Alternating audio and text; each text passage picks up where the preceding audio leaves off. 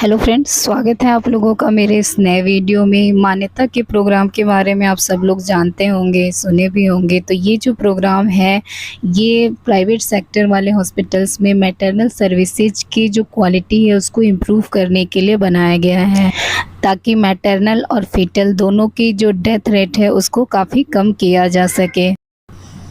मान्यता प्रोग्राम में 16 clinical standards बनाए गए हैं और 10 फैसिलिटी स्टैंडर्ड है। स्टैंडर्ड का मतलब है कि ये चीज़ें आपको अपने हॉस्पिटल्स में करनी ही करनी है। इन सारे स्टैंडर्ड्स को एक वीडियो में समझना काफ़ी मुश्किल है, तो एक एक करके हम लोग कई पार्ट में इसको समझेंगे। इस वीडियो में हम लोग जानेंगे कि एएनसी क्या है, एएनसी के लिए कौन कौन से टेस्ट कराए जाते हैं, रिकमेंडेड टेस्ट कौन कौन से हैं, या और फिर जानेंगे कि जो सेफ़ डिलीवरी है उसको प्रिपेयर करने के लिए किन किन आइटम्स की ज़रूरत होती है। जब प्रेग्नेंट वुमेन का एडमिशन होता है तो उसके असेसमेंट के क्या क्या स्टेप होते हैं, और लास्ट में हम लोग समझेंगे इन्फेक्शन प्रिवेंशन और बायोमेडिकल वेस्ट प्रोटोकॉल को। क्वालिटी एएनसी केयर क्यों ज़रूरी है, ये जानने से पहले हम लोग जानते हैं कि जो मदर और न्यूबॉर्न्स हैं उनकी डेथ किस टाइम पीरियड में कितने % होती है। अगर मदर्स की बात करें तो एंटीपार्टम पीरियड यानी कि डिलीवरी से पहले जो इनका प्रेगनेंसी का दौर चल रहा है उस टाइम पीरियड में 25% होती है। इंट्रापार्टम यानी डिलीवरी के दौरान 16%, बर्थ डे जिस दिन डिलीवरी हुई है उस दिन 28%, और rest of first month after the birth यानी कि डिलीवरी के 1 महीने के अंदर 31%। अगर हम न्यूनेट्स की बात करें तो 27% जो न्यूनेट्स की डेथ है वो एंटीपार्टम पीरियड में होती है। इंट्रापार्टम पीरियड में 21%, बर्थ डेट 19%, और rest of the month after birth यानी कि डिलीवरी की 1 महीने बाद 33%। नेक्स्ट हम जानते हैं कि जो मैटरनल डेथ है उनके कॉजेज़ क्या क्या हैं और किस तरह से हम उनको प्रिवेंट कर सकते हैं। 27% हेमरेज की वजह से मैटरनल डेथ होती है, तो अगर टाइम पे आइडेंटिफाई करके एनीमिया का ट्रीटमेंट किया जाए, अच्छे से न्यूट्रिशनल काउंसलिंग की जाए तो इस डेथ को हम रोक सकते हैं। 11% सेप्सिस यानी इन्फेक्शन की वजह से डेथ होती है, तो अगर टाइम पे इन्फेक्शन की स्क्रीनिंग कर ली जाए, उसको प्रॉपर ट्रीट किया जाए तो इस डेथ रेट को हम रोक सकते हैं। 14% हाइपरटेंसिव डिसऑर्डर की वजह से डेथ होती है, तो अगर टाइम पे कैल्शियम सप्लीमेंट देते रहें और जब भी पेशेंट आ रहा है तो उसका बीपी मॉनिटर करते रहें, उसका अगर हाइपरटेंशन है तो उसका ट्रीटमेंट प्लान करें, तो इस प्रॉब्लम को हम लोग रोक सकते हैं। 9% केसेज में ऑब्स्ट्रक्टिव लेबर होता है, तो अगर टाइम पे आइडेंटिफाई कर लिया जाए कि ये सीपीडी है या फिर जीडीएम है जिसकी वजह से बेबी का जो वेट है वो ज़्यादा है, तो फिर इस डेथ रेट को भी रोका जा सकता है।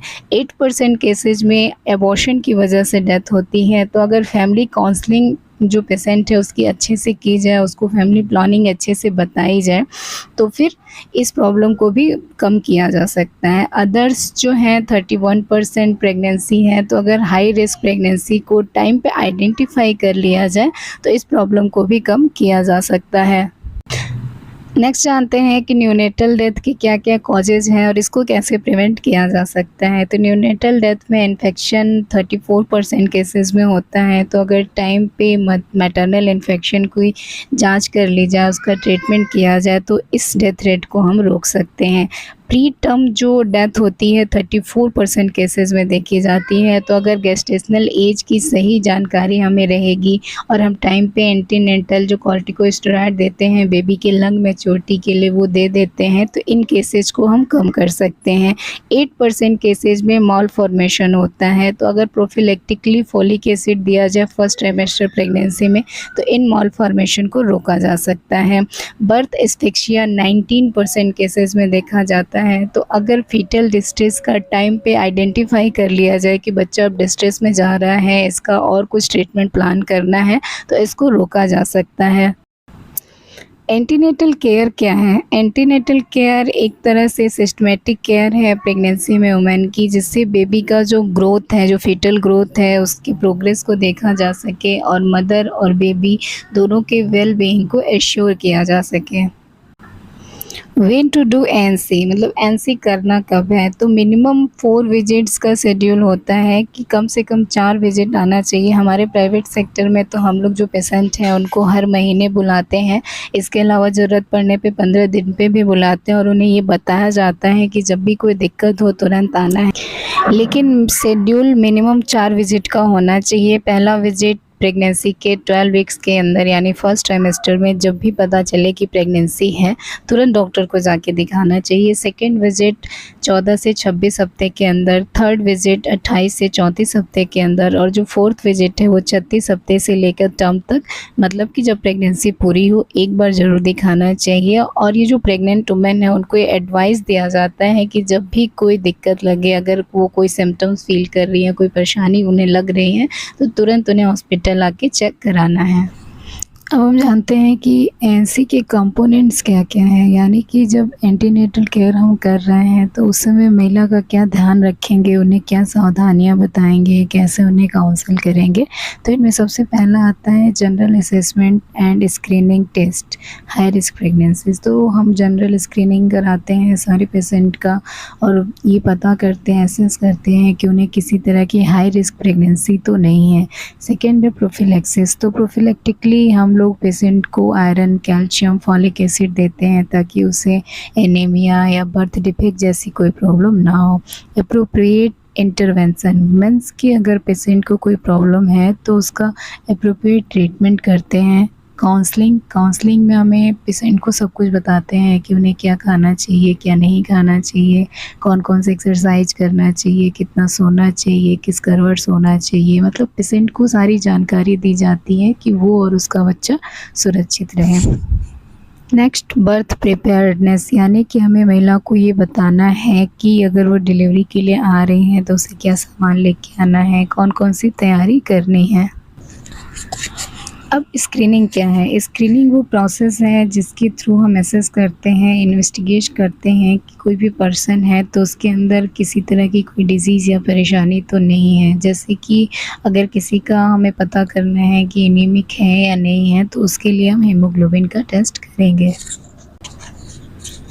रेगुलर और रूटीन जो एनसी चेकअप है वो बहुत ही इम्पोर्टेंट है। इससे हम कोई भी हाई रिस्क प्रेगनेंसी है तो उसे आइडेंटिफाई कर सकते हैं पेशेंट की प्रॉपर हिस्ट्री लेकर, साइन और सिम्टम्स देखकर या फिर कुछ स्क्रीनिंग टेस्ट कराकर। जैसे अगर पेशेंट बहुत शार्ट स्टेचर है या फिर वो बता रही है कि उसे सांस लेने में दिक्कत हो रही है, बॉडी में स्वेलिंग है या पहले अबॉर्शन की हिस्ट्री रही है, प्रीटर्म लेबर की हिस्ट्री रही है, कोई एनोमली की हिस्ट्री रही है, तो ये सब हिस्ट्री लेकर हम काफ़ी कुछ आइडिया लगा सकते हैं। अर्ली डिटेक्शन करके और उसको टाइमली मैनेज करके हम हाई रिस्क प्रेगनेंसी से होने वाले जो पुअर प्रेगनेंसी आउटकम है उसको प्रिवेंट कर सकते हैं। स्क्रीनिंग फॉर की क्लिनिकल कंडीशंस मीन्स की क्लिनिकल कंडीशन के लिए कौन कौन सी स्क्रीनिंग कराई जाती है। तो पेशेंट जब भी फर्स्ट विजिट में आती है तो सबसे पहले उसका ब्लड ग्रुप और आरएस टाइपिंग उसकी क्या है ये पता करते हैं। और जब भी पेशेंट आ रहे एवरी एनसी विजिट में एनीमिया के लिए पेशेंट का हीमोग्लोबिन का लेवल चेक किया जाता है। हाइपरटेंसिव कोई डिसऑर्डर तो नहीं है, इसके लिए पेशेंट जब भी आते हैं उनका बीपी चेक किया जाता है और यूरिन में प्रोटीन को चेक किया जाता है। गेस्टेशनल डायबिटीज़ मेलाइटिस के लिए पहले विजिट में पेशेंट का जो है ओजीटीटी या फिर आरबीएस चेक किया जाता है। अगर नेगेटिव है तो उसको नेगेटिव है तो 24 से 28 हफ्ते में दोबारा रिपीट किया जाता है। एचआईवी की जांच फर्स्ट एनसी विजिट में करते हैं, उसके बाद उसको रिपीट करते हैं आफ्टर 6 मंथ। सिफिलिस की जांच सेम है कि फर्स्ट एनसी विजिट में करते हैं और अगर हाई रिस्क लगता है तो उसको दोबारा रिपीट करते हैं।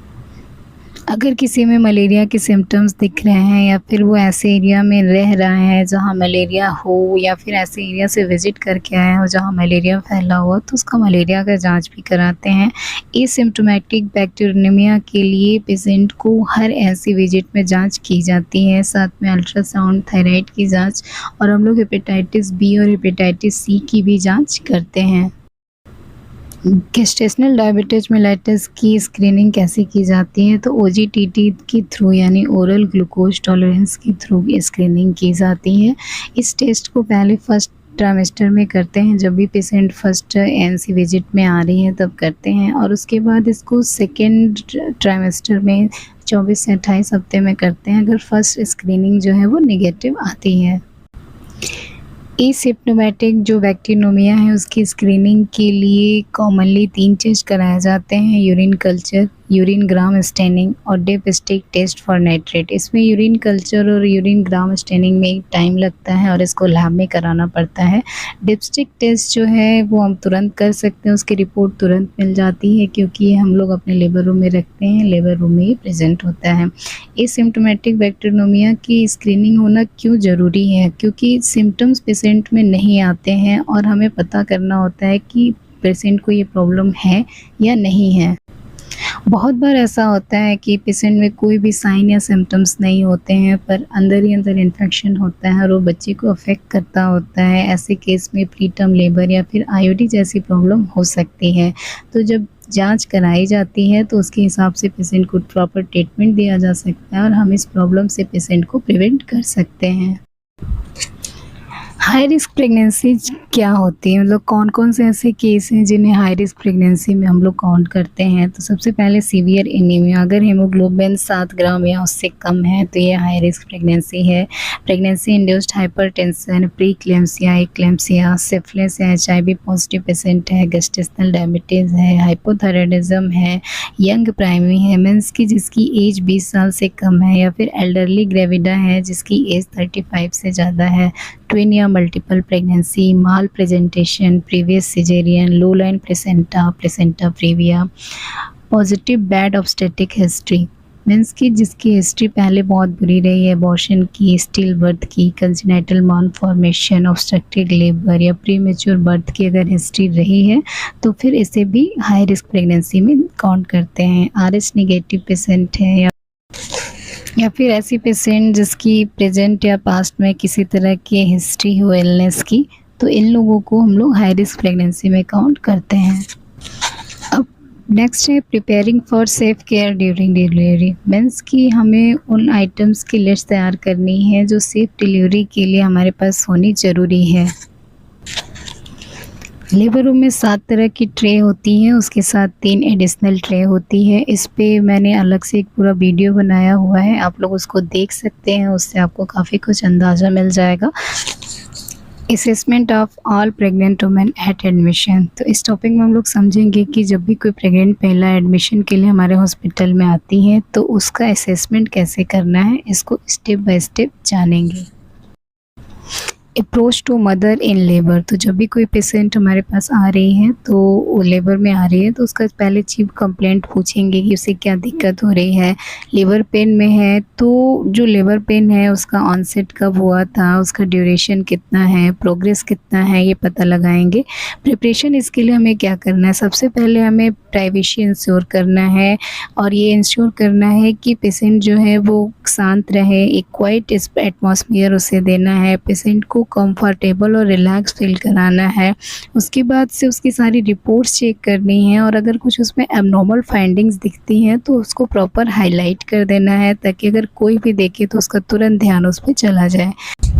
उसके बाद हम लोग फैमिली हिस्ट्री लेंगे कि किसी को फैमिली में हाइपरटेंशन, डायबिटीज़, ट्यूबरकुलोसिस, थैलेसीमिया जैसी कोई प्रॉब्लम तो नहीं रही है, या फिर कोई बच्चे जो ट्विंस तो नहीं हुए हैं, किसी बच्चे में कोई कंजेनिटल मालफॉर्मेशन तो नहीं है। पेशेंट की खुद की मेडिकल हिस्ट्री लेंगे कि उसे डायबिटीज़ या हाइपरटेंशन जैसी कोई प्रॉब्लम तो नहीं है, रीनल डिजीज़, ब्रेथलेसनेस, अगर कोई काम कर रही है तो सांस लेने में दिक्कत तो नहीं हो रही है, किसी तरह के heart disease, TB, epilepsy, asthma, jaundice, malaria, thyroid disease या आर्थराइटिस जैसी कोई प्रॉब्लम तो नहीं है। हिस्ट्री ऑफ ड्रग इनटेक और एलर्जी, तो कोई भी अगर ड्रग वो ले रही है तो उसके बारे में जानेंगे और किसी ड्रग से उसको एलर्जी तो नहीं है इसके बारे में जानेंगे, कोई ऐसी दवा तो नहीं है जिसको लेने से उसे सूजन या फिर खुजली जैसी परेशानी होने लगती है। उसके बाद पेशेंट की पास्ट प्रेगनेंसी की हिस्ट्री लेंगे, मेंस्ट्रुअल और ऑब्स्टेटिक हिस्ट्री उसकी लेंगे, उसका LMP और EDD रिकॉर्ड करेंगे, उसका GPLA स्टेटस जानेंगे कि पहले से कितने बच्चे हैं, किसी कोई बच्चा ख़राब तो नहीं हुआ है, कि बच्चा ख़राब हुआ भी है तो कितने दिन पे ख़राब हुआ है, डिलीवरी का जो मोड है वो कैसा था, किस जगह पे डिलीवरी हुई थी, एज ऑफ लास्ट चाइल्ड या अबॉर्शन मतलब कि जो बच्चा लास्ट में हुआ है, जो आखिरी बच्चा उसका है, उसकी एज क्या है, या फिर अगर अबॉर्शन हुआ है तो वो किस समय में हुआ था, बच्चे का वेट कैसा था, आसानी से डिलीवरी हो गई थी या डिलीवरी में कोई परेशानी आई थी, एनी एडवर्स पेरीनेटल आउटकम मतलब डिलीवरी के बाद किसी तरह की कोई और परेशानी तो नहीं हुई थी, या फिर कोई मेडिकल, सर्जिकल या ऑब्स्टेट्रिक कॉम्प्लिकेशंस तो नहीं हैं, operative procedure during previous pregnancies तो प्रीवियस प्रेगनेंसी में कोई ऑपरेटिव प्रोसीजर तो नहीं हुआ है।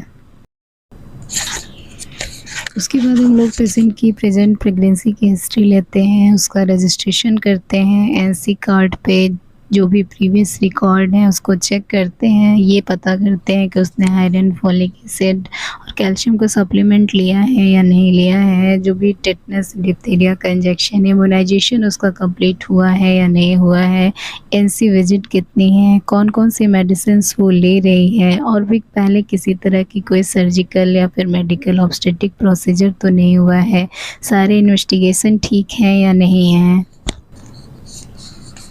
हम लोग पेशेंट की गेस्टेशनल एज को कैसे आइडेंटिफाई कर सकते हैं, उसके कौन कौन से मेथड हैं, इसको हम लोग जानते हैं। सबसे पहले तो अल्ट्रासोनोग्राफी से जो फर्स्ट ट्राइमेस्टर की जो रिपोर्ट होती है उसको काफ़ी एक्यूरेट माना जाता है एडीडी के लिए, तो अगर फर्स्ट ट्राइमेस्टर की कोई रिपोर्ट है तो उससे हम लोग एक अंदाज़ा लगा सकते हैं कि गेस्टेशनल एज कितनी है। पेशेंट को अगर एलएमपी अपनी याद है तो एलएमपी से 9 मंथ और 7 डेज की टोटल प्रेगनेंसी होती है, तो एलएमपी से हम लोग काउंट करके गेस्टेशनल एज निकाल सकते हैं। फंडल हाइट से भी एक अंदाज़ा लगा सकते हैं, फंडल हाइट को एब्डोमिनल पैल्पेशन से चेक करते हैं, दूसरा मेजरिंग टेप से चेक कर सकते हैं।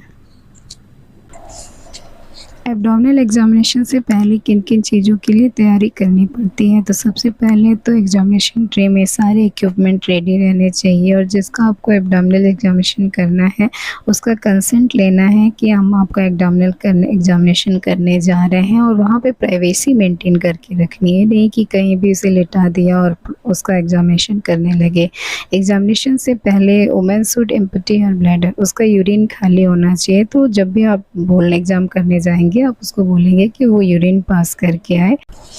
उसको जो भी टेबल या काउच पे आप लेटा रहे हैं उसको लिटाने में अच्छे से सपोर्ट करेंगे, और उसके बॉडी के अपर पार्ट पे कुशन लगाएंगे।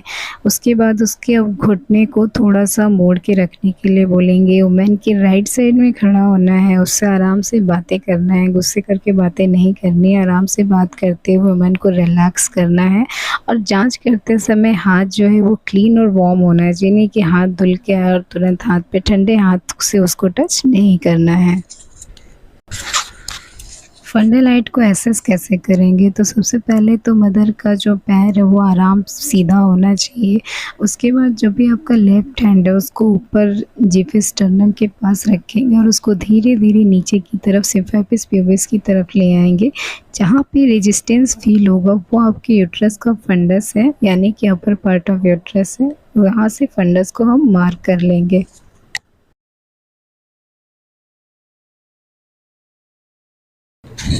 Measuring fundal height bye palpation, तो हाथ से पैल्पेट करके फंडल हाइट को कैसे मेजर किया जा सकता है। अम्बिलाइकस तक जो प्रेगनेंसी है वो 24 वीक्स की प्रेगनेंसी मानी जाती है, तो अम्बिलाइकस के ऊपर और अम्बिलाइकस के नीचे अगर एक इमेजिनरी लाइन हम लोग ड्रॉ करें, 3 पार्ट में उसको डिवाइड करें, तो नीचे अगर सिम्फाइसिस प्यूबिस तक देखें और ऊपर जो है जिफिस स्टर्नम तक 3-3 पार्ट में हम डिवाइड करेंगे 4-4 उंगली के गैप पे, तो हम उसको पता लगा सकते हैं। सिम्फाइसिस प्यूबिस पे जो प्रेगनेंसी होती है फील हो रही है तो 12 वीक्स की मानते हैं, उसके 4 अंगुल ऊपर 16 वीक्स, फिर 20 वीक्स, और उसके बाद फिर अम्बिलाइकस पे 24 वीक्स, फिर अम्बिलाइकस के ऊपर 4 अंगुल ऊपर लेंगे तो 28 वीक्स, फिर 32 वीक्स, और जिफिस स्टर्नम पे आके 36 वीक्स का हो जाता है।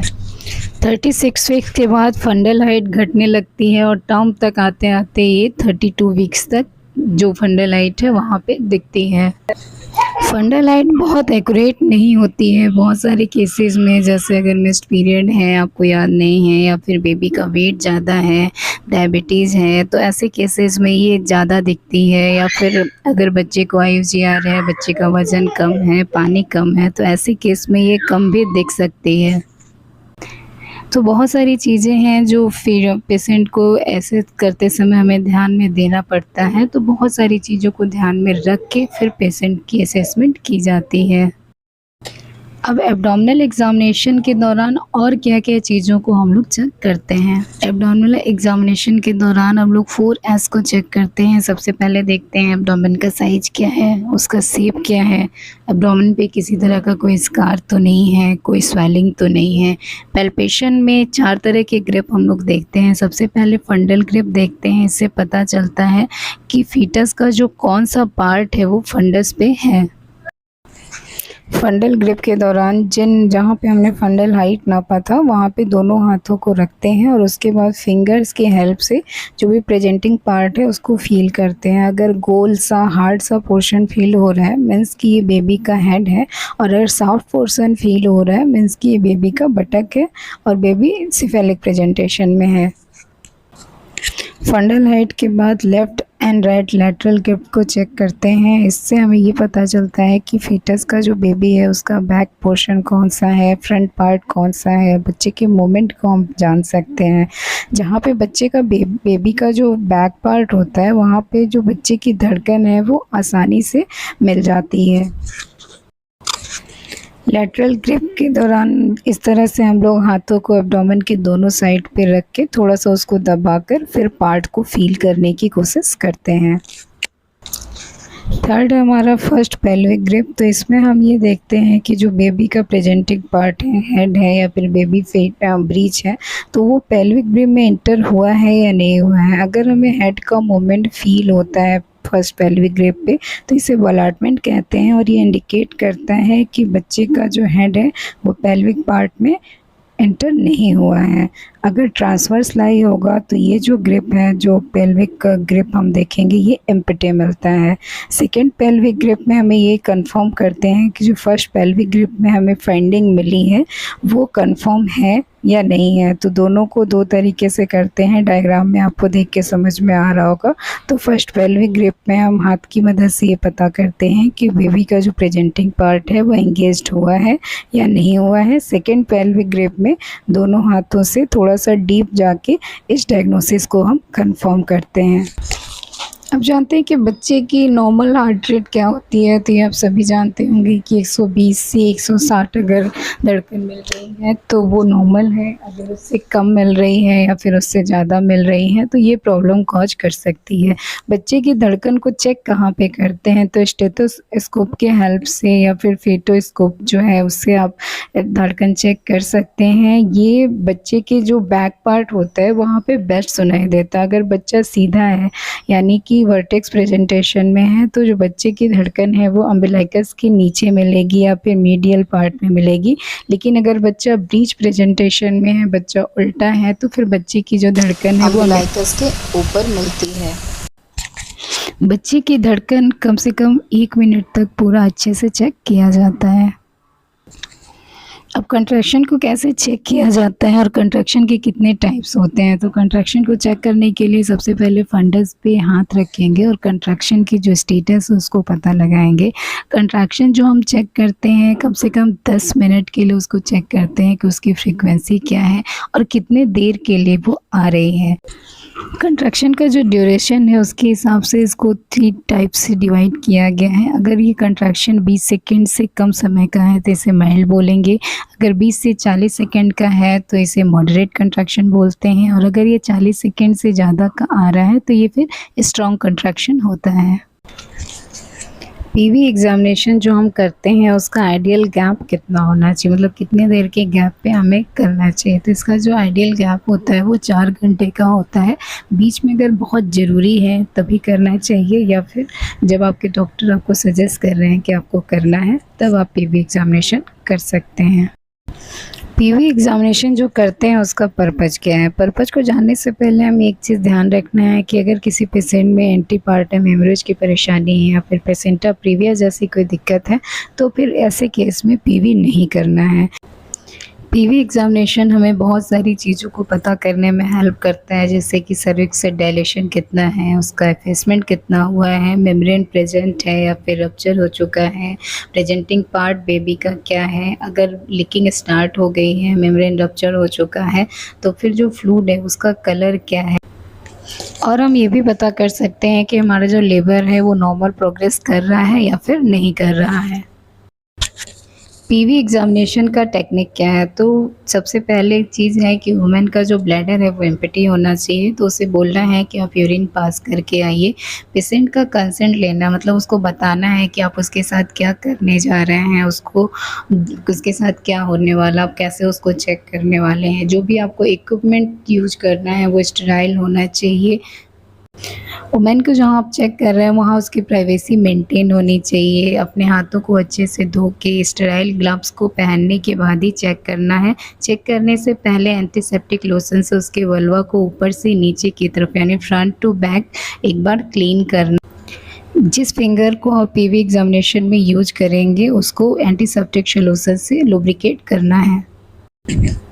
फिंगर्स को आपको सर्विक्स तक इंसर्ट करना है या फिर अगर प्रेजेंटिंग पार्ट पहले फील हो रहा है तो वहाँ तक।